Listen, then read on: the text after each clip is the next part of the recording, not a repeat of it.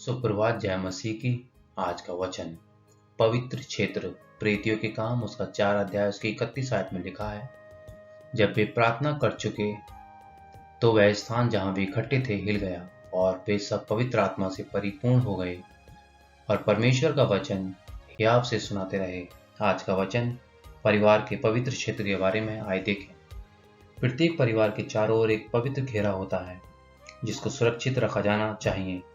किसी दूसरे को उस घेरे या क्षेत्र के अंदर आने का अधिकार नहीं है। पति पत्नी एक दूसरे के सब कुछ होने चाहिए।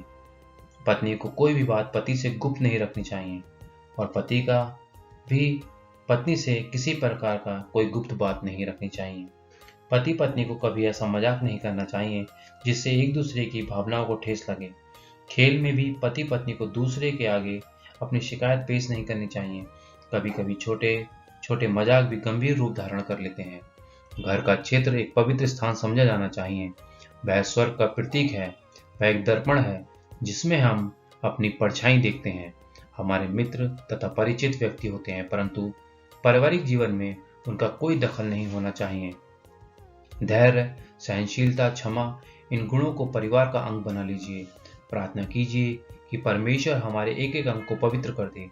जब दुष्टता का सामना करना पड़े तो सदा ही दुष्टता पर प्रबल होना आवश्यक नहीं।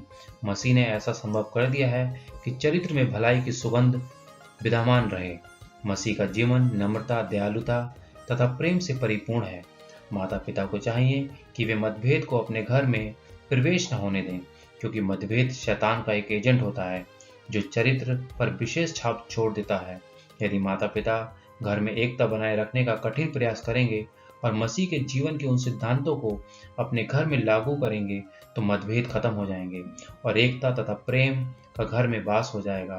तब बच्चे तथा माता पिता दोनों ही पवित्र आत्मा के उपहार के भागी बन जाएंगे।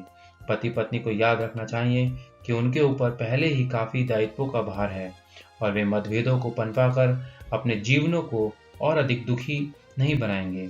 वे लोग जो छोटे छोटे मतभेदों को अपने घर में स्थान देते हैं वे शैतान को आमंत्रित करते हैं।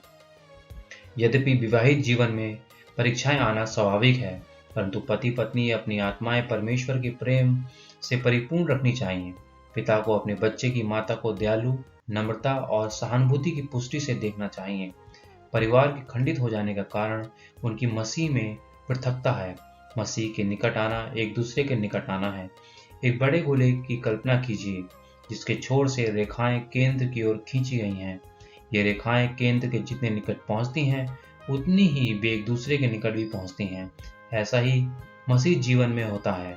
हम मसीह के निकट जितना पहुंचते हैं उतना ही हम एक दूसरे के निकट भी पहुंचते हैं। परिवार एक दृढ़ सामाजिक सोसाइटी है जिसमें हर सदस्य को एक दूसरे की सहायता करनी चाहिए। घर का समस्त कार्य सुचारू रूप से चलाना मशीन के प्रत्येक पुर्जे के सुचारू रूप से चलाने के समान ही है। जिस मशीन के सभी पुर्जे ठीक काम करते हैं वह मशीन सुचारू रूप से अपना काम कर सकती है। परिवार के प्रत्येक सदस्य को अनुभव करना चाहिए कि नियमित रूप में परिवार के संचालन में उसका व्यक्तिगत योगदान अवश्य है। किसी को दूसरे के विरुद्ध कार्य नहीं करना चाहिए और सभी बच्चों को प्रेम और सहनशीलता के साथ अपनी माता का कार्यभार हल्का करने का प्रयास करना चाहिए। परिवार के प्रत्येक सदस्य को समझ लेना चाहिए कि यह एक अंग के रूप में साथ मिलकर भली भांति कार्य कर सकता है। धन्यवाद। परमेश्वर सबको आशीष और बरकतें दे।